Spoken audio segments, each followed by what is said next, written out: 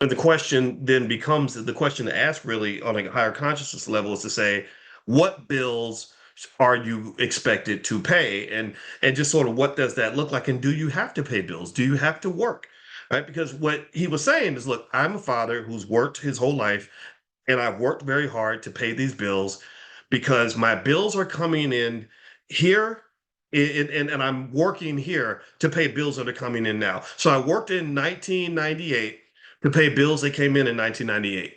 I worked in 2007 to pay bills that came in 2007. I worked in 2014 to pay bills that came in 2014. You know, and this is actually a financial concept in the sense that you might call this a type of time matching.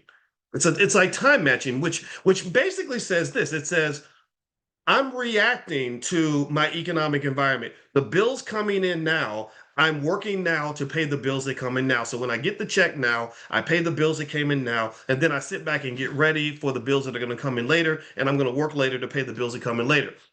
That's one way to approach this kind of thing, but there's another way to approach it, which Calvin McWilliams, smartest black man in the world, he already knows this.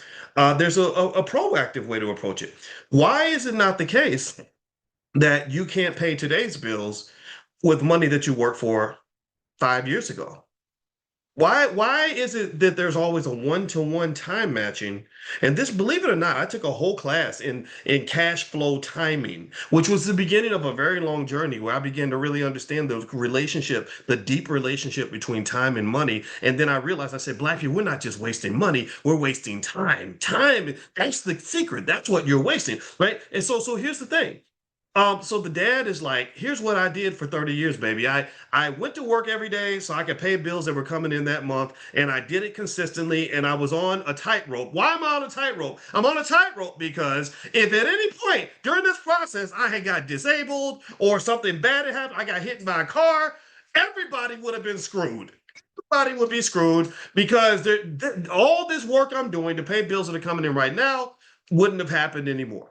Now, how do you prepare for that? Obviously, things like insurance and all that. That's what insurance is for. Life insurance, automobile, whatever, health insurance. Okay, good.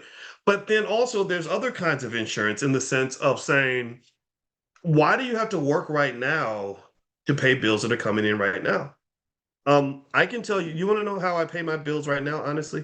I pay bills right now with money that I earned 20 years ago.